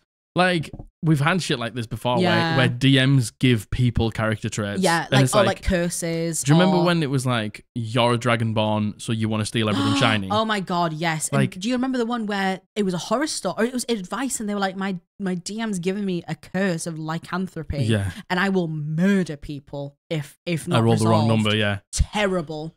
Like, if a player wants to give themselves something like this, like, that's a sick character trait. Yeah. If it's your choice. Which was my choice with my first character, Beloved. I decided she had bloodlust. And I mean, like, to be honest, it never really went it was more into a this. Thematic It was thing. more of a thematic thing, like, definitely. You see blood, you rage. Yeah, Matthew never made me roll on these stupid things.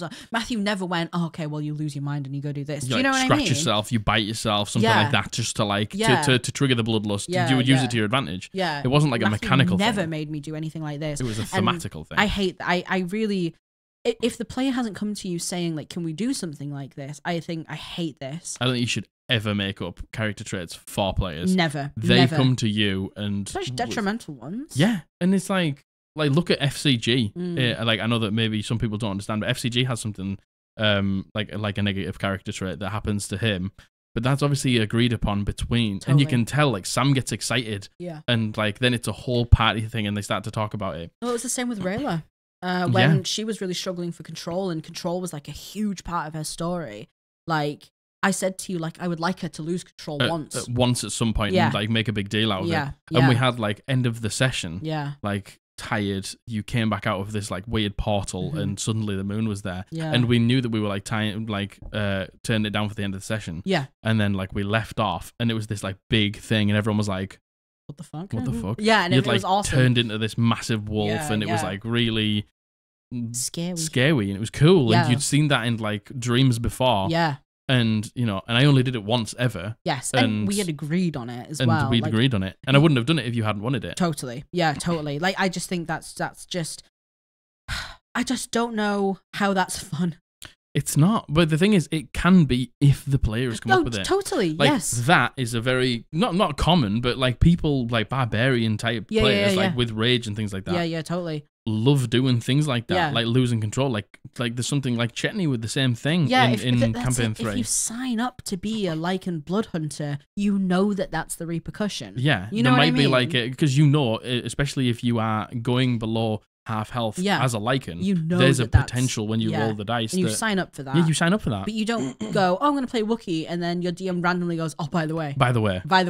It's like no. To the detriment of not even being able to help your allies. Stinky. I hate that. Don't do that. Don't take away player agency like that. That stinks. That's so stinky. Yeah, it stinks. Okay, the next one. Yeah. I had a DM who, if you didn't specifically say that you did a thing, it didn't happen. Apparently, our characters had no common sense. Session 1, we had no gear whatsoever. We find a burning building with some crates inside. We break open the crate and found a rifle with no ammo. We took fire damage the longer that we were in the building, so we left. The DM states that we didn't say we grabbed the rifle, so we just left it behind in the building. Oh. We had nothing. We could have sold the gun or used it as a club. Why would we have left it behind? A few sessions later, we are breaking into a Lord's Manor. We got the lockpicks out to go and got to work on a window. We passed the check on the lock and we locked the window. Apparently, it was unlocked, and our characters never tried to open it. Or our rogue with proficiency in thieves' tools wouldn't recognize that we were relocking a lock. Tell me you don't want your players to succeed. Yeah, you just don't want them to succeed. And like, there's so many times where, let's just say we wanted to get to the end of a dungeon and there was a diamond, and you got to the end of the dungeon and there was the diamond, and then the room starts filling with water, and then my player's like, right, we run for it. Just to make sure I go, you grab the diamond though. Yeah. And they go, we grabbed the diamond. Of course we grabbed the diamond. I don't just go, they didn't say it. And then I wait till you get out, and then I'm like, you didn't technically say that you left it. You left the diamond there. If they don't state something that I think is obvious, just for my own sake, I will go, you grab the diamond though, yeah? And to be fair, there is so many situations where we interact with something, we like that, for example, and then afterwards we go, oh my God, did we pick that up? And you go, yeah, you would have picked it up. You would have picked it up. Like, it was the whole fucking reason you were there. You know what I mean? Like, you actively say to us, like, yeah, you would have picked it up. And then, you know, and even if we didn't out loud say it, we will have a discussion above table and go, would we have picked it up? Yeah. And one of us will always be like, either, well, no, I don't think we would. Because we've done that. We've gone, no, I don't think we would have picked that up. Yeah. But we also go, well, yeah, of course we picked it up. Yeah. You know what I mean? And like, I'm totally fine with that. Like, we don't have to say, like, again, I don't say I breathe, but I do it. Yeah, like, I know. I don't say that. I don't state that I went to the toilet this morning and passed my whatever. Not me in my dream, apparently. But you know, I did it. Like, there's some things that are just, you know, like, a lot of games don't like tracking food and stuff like that. I don't say I eat my breakfast, but I've eaten because I'm a fucking human being that is surviving. Yeah, like that stinks. I feel like this is a perfect example of DM versus player 100%. As well. This is the exact case in point. Being like, we didn't say pick it up. And like, you locked the window. Come on. It's like the rogue who is proficient in lockpicking would know that they're locking a window. Would understand that they are like not every lock works the same. I get that, but they will probably have maybe tried a window before or something like that. Yeah. And understand that they are locking it. And why are you doing that? Yeah. Like, I know. The thing is though, if they'd have gone, I can guarantee you, if the players had gone, we try the window, the DM would have gone, it was locked. But because they didn't say we tried the window and they tried to lockpick it first, DM's trying to find any way to make them not succeed. Well, you just locked it. Which, it's like, what's the fun in that? What is the fun in that adversarial play? Like the DM's like, fucking, and they're just fucking dunking on the players. You shouldn't be a DM then. You shouldn't be a DM if your main focus in a game is to make sure that your players never succeed. Like, outsmarting your players. That should never be why you become a DM. You should become a DM because you love the game, you want to play, you have something you want to share, and you want everyone to succeed. You want them to succeed. And like, you know, it's like, not, we can't, everyone, I feel like people don't understand that wanting your players to succeed doesn't mean they automatically do. It doesn't mean handing things to them. Mean handing things to them. Like, putting challenges along the way then makes them, when they succeed, make it feel great. Totally. So, like, things like this are just fucking fucking pathetic, man. That stinks. So stupid. It's so stupid. That smells like beef. You actually lock the window, or do I now? Smells like beef, innit? And I've left. Oh, smelly. Oh, I hate that. So I really hate stupid. that. That smells. So stupid. Okay. Next one. Once you meet/beat a target's AC, you no longer have to roll to hit them. You have learned how you need to hit them once so you can reliably hit them. This also worked for the enemies. That is not good. Doesn't sound how that's like supposed to go. Doesn't, like, that's not good. The thing is, I can understand why some tables would be like, oh yeah, okay, that makes sense. Yeah, if you don't really care for combat, and I get that. It's more just like a thematic role play scene. Yeah, that's fair. But you know, like, the thing is, all this will end up in is high ACs.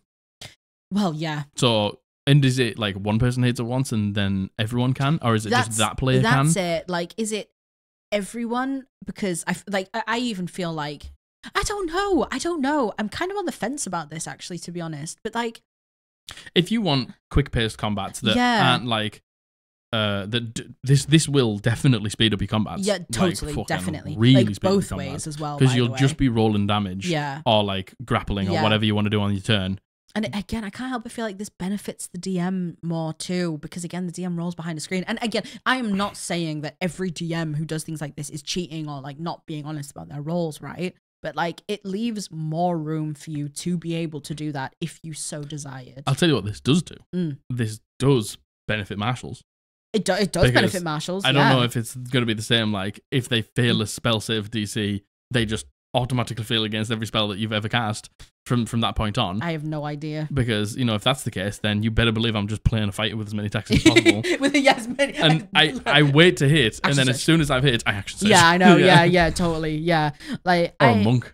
I can see why people would want this. You can't crit. I wouldn't. Well, that's it. If you can just automatically hit, or would you still roll to crit? You know what I mean? I don't know. But then why would you still roll to crit and not to see if you didn't hit? I've never heard of this before. Me neither. This is wild. We've been doing this for a long time now. Yeah, I've never heard that either. I've never heard this. What do you think? Because I am very on the fence about this. Like, I don't like it. I wouldn't like it. I wouldn't like it for myself. But do I think it's like a stinky rule? I don't know. I think it's a bit stinky. I don't know. But I don't think it's like major stinky as in like... It's not cruel stinky, I want to like fucking dunk on my players. It's I want to speed combat up. Yeah, I want to make it more... combat fucking interesting. I don't know. I don't know if it makes it interesting at all. I know, it makes it less interesting. To me, I can only speak for myself.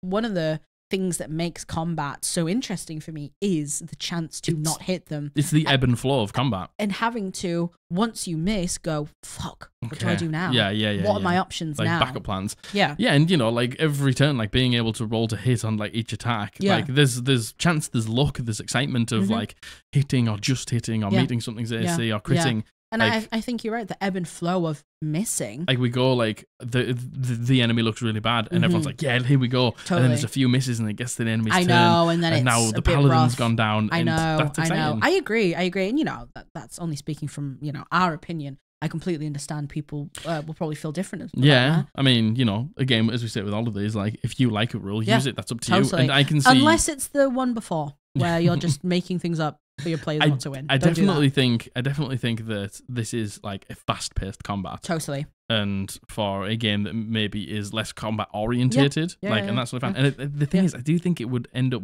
with just like every enemy has a high AC, so like it's really slow in the beginning, but as soon as you hit, the floodgates open, and then there's just loads of damage. Yeah.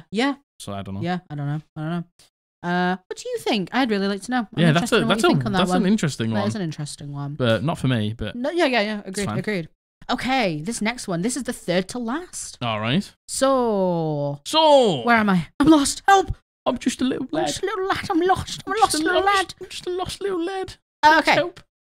I was playing a hand crossbow rogue, and the GM hated rogues. Oh, nice. Big surprise. Leave rogues alone. So my hand crossbow would get destroyed with each natural one that I rolled when I was attacking, and I had to buy a new one.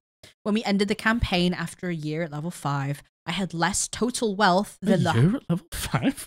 I had less total wealth than the sub 100 gold you get during character creation. That's cool. No one else in the party ever had any wear and tear. Their equipment was pretty much indestructible. Awful. Terrible. Awful. I understand that dual-wielding hand crossbow expert rogues at low level do a truck ton of damage. Doing a lot of damage. Being able to get like, because the thing is, well, do you get that much? Because you can only sneak attack once, but you get 2 tries. But the thing is, crossbow expert gives you, well, maybe they're not crossbow expert. Maybe I'm just making this up. Like, maybe it's just like, it's a 30-foot range and it's a D6 damage. What's so bad about that? Yeah, I know. And you know what did they state what level? But to be fair, if they finished at level 5, they would only ever have what? Is it 3d6 sneak attack damage at level 5? Potentially, yeah. It's something like that. It's low. Like, do you know what I mean? That is not a game-breaking amount of damage, especially if you don't have multi-attack. And especially if it's a fucking D6 damage. Yeah, like absolutely. Like, what, 4d6 damage at level 5? That's not much at all. That is not much, especially considering everyone else has multi-attack. At level 5, 3d6, yeah. And the thing is, it only got to 3d6 sneak attack damage at level 5. Yeah.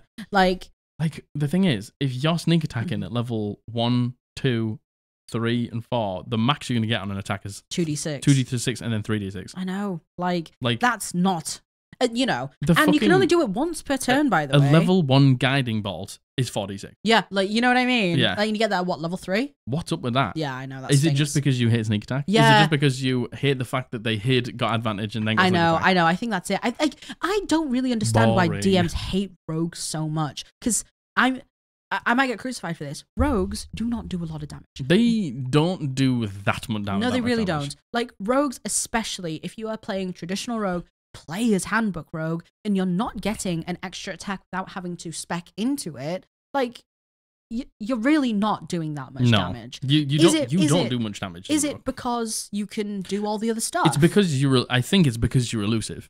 I think it's because you can disengage as a bonus action. That's the whole fucking point. You can dash as a bonus action. You can hide as a bonus action. The thing is with the rogues, rogues can do loads of stuff. They don't do much damage, but the thing is, as a dungeon master, you don't really hit them very often. Yes, well, that I feel like that's the point, though. I think because they're a D8, they're a leather wearer. Yeah. Like, they're never going to have a crazy AC. Yeah, they can do loads of things. I think they can do loads of things, and the thing is, it's like Matthew in my campaign. Yeah. It's like when he played a rogue, like.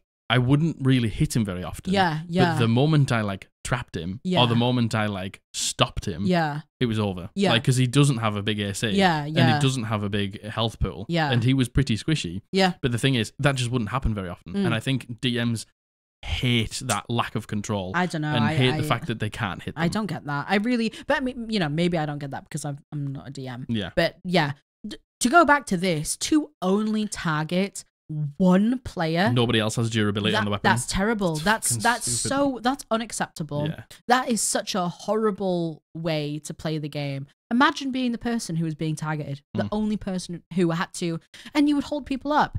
You have to go to a town. You'd be like, I have to go buy another crossbow. I don't have any money for a crossbow. Can we please get some money for a crossbow? Yeah. Can I borrow some money for a crossbow? Then it's just like resentment towards the rogue. Terrible. I don't want to give you any money. I gave you some money last time. It's just like, but the fucking DM gives me this once again sets up like inter-party conflict. Sharpshooter though. True. Sharpshooter though. Agreed. Sneak attack when you've got advantage. Agreed. I'll take the -5 because I've got advantage. And sneak attack and then an extra 10 damage. Agreed. Sharpshooter though. Sharpshooter on a rogue is a good go. Agreed. I do like that. Crossbow expert sick if you can don't have disadvantage on the I also melee. really like crossbow expert. I like crossbow expert because if you're not a rogue, you get the bonus action attack. Yeah, I really like that. But then again, your bonus action is so contested. Is that what you get? Am I just being silly? I think with crossbow expert you can make a second attack with your bonus action, right? But you can already do that as a rogue anyway, so that's why it's fucking useless. But you can do it ranged. You can do that anyway. No, you can't. Can you? It has to be. You can't with a crossbow because it has to be a light or finesse weapon that you make your second attack with. Hand crossbow is the light weapon. Oh, is it? Yeah. That's why it's a fucking D6 damage. What's the point in crossbow expert then? I think it's for not having to reload. Yeah. Let me just double check. I don't know. I don't know. I'm not sure anymore. No, it is. No, you're right. It's a martial weapon. Yeah. So it's bigger dice, D8. Yeah. No, it's a D6. Oh. But it's a ranged weapon. I'm lying. So the thing is, it's like if you go hand crossbow, and then you go crossbow expert, you get the bonus action attack with the hand crossbow. Yes. Which is sick because that means you get to be 30. It's only 30 feet range, but you get the bonus action attack with the hand crossbow. Yeah. And you can shoot within melee as well, which is nice. But what's the point then if going crossbow expert? Because you could just have a longbow and just have a D8. So crossbow expert is only for hand crossbows.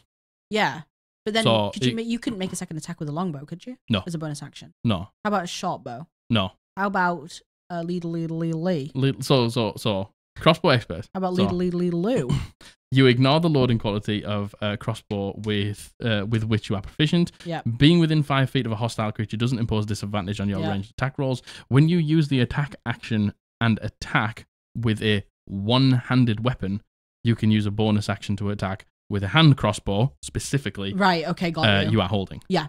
So it's a small damage, but that means you can get 2 of them. Yeah, which means more chance to sneak attack. Which means more chance to sneak attack. Totally. Yeah, and you get the 5 feet disadvantage thing, which is kind of sick when you're in a bit of a clutch situation. Yeah. Anyway, sorry. Yeah. It's sick. I played a blood hunter with hand crossbow expert, and it was you did. So good. You did. Hamilton, innit? Hamilton. My name's Hamilton, and I'm just a little lad. I'm just a little lad. Hunting vampires and that. I just love hunting vampires. Okay, this next one. This is the penultimate. This is the second. Man, you've got 18 today. Did you get 18? Mag's treating you. You know what? I didn't really know how many to put in because obviously there was a whole crit fumbles. And you know what? Right. We're making good time. Making good time.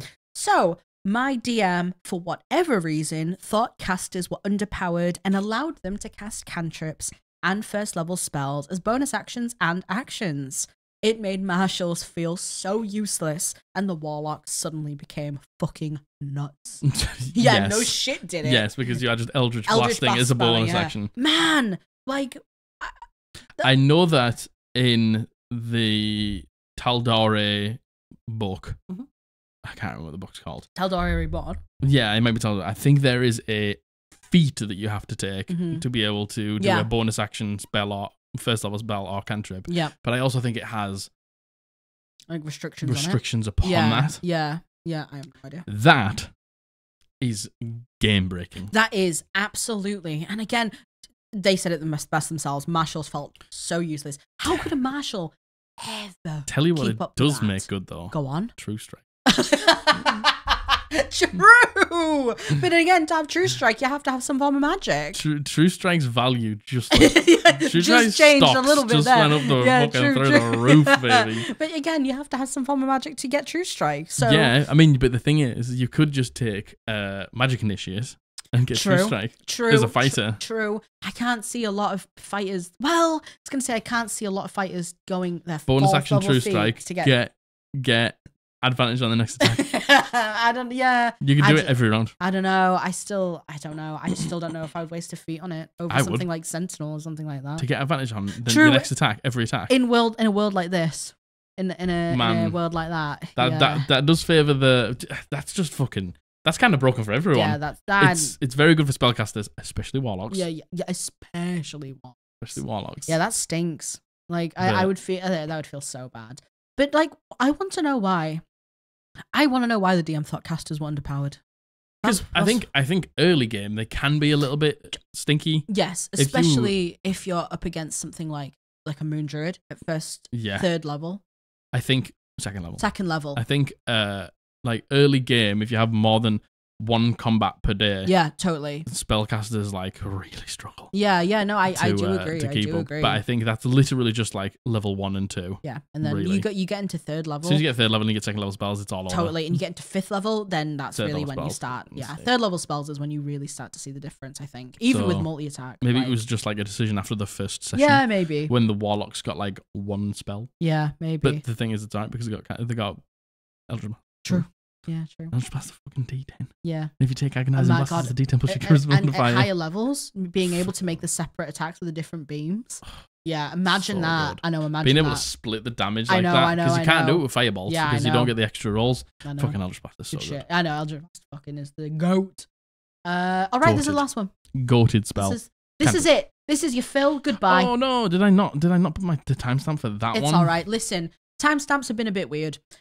Really struggling with timestamps as of recent. Don't really have time to put them in. I'm unfortunately having to edit the videos the day they go out. Not ideal. Totally not ideal. So you're getting like kind of like the intro bits, and then you're getting the topic start. To be fair, no one said anything, and the videos seem okay. That's the way it's gonna stay. Unfortunately, so thank you.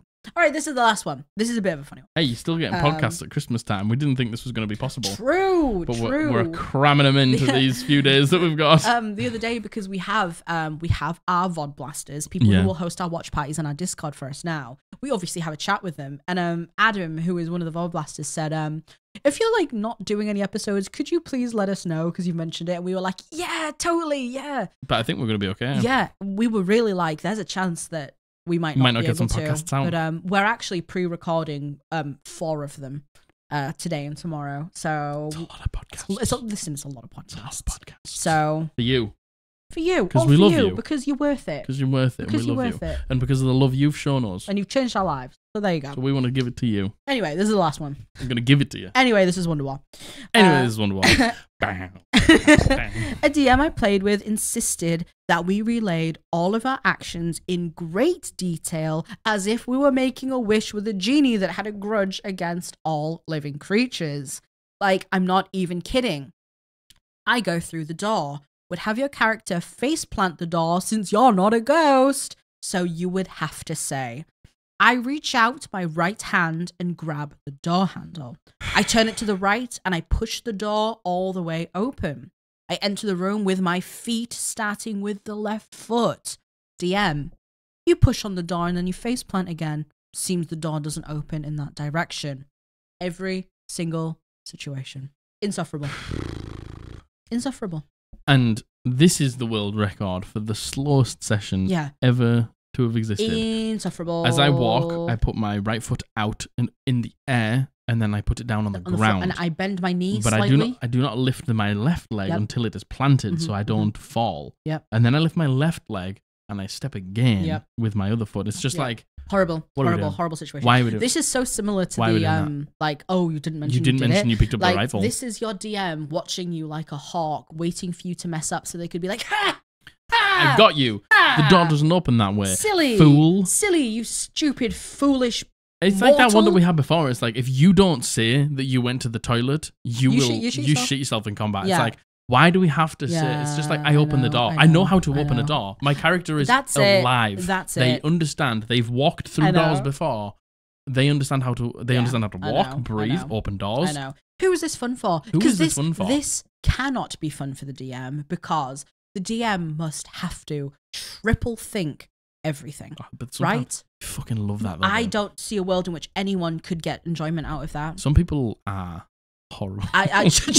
True. Some people in this world are dreadful. Yeah, true. You're not wrong. You're not wrong. Well, that's the worst thing I've ever heard in terms of a homebrew house rule. If you are playing D&D, and if you're, because players do this to DMs too, players will go, oh, well, you didn't say that, so can I do this? Or they go, well, it's written this way. Like, players are guilty of this too. People, you know what? People are guilty of this. And if you're playing a community game with a group of people trying to have fun, and you go in with this attitude, wanting to debunk everything everyone says, maybe the game isn't for you. Maybe you need to be more of a team player. Maybe you're in it for the wrong reasons. Yes, I think so. Especially if you're the DM and you're the person in charge who people turn to. If you're setting that precedent, you need to think about why you're doing that. Yeah. That's all. Good night. And good night to you. So that's it. That's it. That's all of them. Right. That's it. What did you think? What do you think of these house rules? Did you let me know if you liked the crit fumble section? I did like the crit fumble section. Yeah, I like the crit fumble section. I did like the crit fumble section. Maybe we'll do another one of them. I pointed. I have a t-shirt. It's my favorite t-shirt. It's not this one. I mean, this is a great t-shirt as well. The pets over people one. I've had it for years, and I point a lot. And I had a huge hole in the armpit, and you could see the hole in the armpit. I was editing, and I was like, just colour that in. Well, I was like, do I put something over it? And then I was like, well, no, because people are going to be watching. People are then going to be like, so I don't know what episode it is. Don't go back and look, but just know. Go back and look. I had a huge hole in my armpit. Find it. And I'm not ashamed. Thank you very much. Thank you. www.eldritchpodblast.co.uk for some merch, some official Squad Blaster merch over there. I don't know what the cutoff dates for Christmas are. We don't know what the cutoff dates for Christmas are. I'm so sorry. We've tried to get them. I have no idea. Pick them up soon. Sooner rather than later. Yeah. And we'll try and ship them out to you as fast as we can. Yeah. We have it. So we have facilities. We have our facilities. We have facilities. Wherever the country you're in, if you're in America, they will get shipped from America. If you're in the UK, they'll get shipped from mainland UK, Europe. Will get shipped from Germany. So that's why we can't find an actual answer. Yeah. So we don't know. So sooner rather than later, if you want it for Christmas, that's probably a good shout. Anything for our business? Shall I put the graphic up? Yes. Yes. Okay. Let me just get that. Will I do this? I don't know. I sincerely doubt I'll do this. Hellbound graphic. Well, this is what we sell at Hellbound. We sell t-shirts, mugs, spell cards, notebooks, personalized dice bags. To be fair, we are coming up rapidly on the Christmas deadlines. The deadline. Oh. You okay? Throwing it back out. Yeah, I don't know what just happened. The weight of carrying this podcast. Oh my God, no. That's both of us. That's both of our burdens to share. Go pick something up from there if you want. Yes. Code Podblast will get you 10% off. The Christmas deadlines for UK is the 11th of December. No, sorry. No, it's not. The deadline for UK is the 18th of December. And then the deadline for everywhere else is the 11th of December. This might be one of your last chances. This might be one of the last chances, yeah. This podcast or the next podcast, or even, so, do you want to know what? The Monday after this is the international deadline, and then the Monday after that. But we'll keep you updated. Code Podblast will get you 10% off anything of our shop. Thank you for considering or even looking at it and liking the shop. Whatever you do, we appreciate it. Yes. We appreciate you. Like the video, subscribe if you haven't, bell to be notified when we upload a video on a Monday and a Thursday. Comment down below. Oh, listen. Oh, God. That's the sound of me wanting your comments. Ooh. Give them. Hey. Give them to me in the entity. Man. I will allow the entity to let you hold on for a few more days. Oh, if you give me one comment. Shit. Yeah. Thank you so much to our Spotify listeners. Everyone. Thank you for all of the love. Everyone who's ever listened to this podcast. Truly, thank you. It's a special feeling seeing the screenshots come in. Thank you. I love you. I love you. Bully loves you. We've been the Eldritch Podblast, and we're going to see you on Thursday. Bye.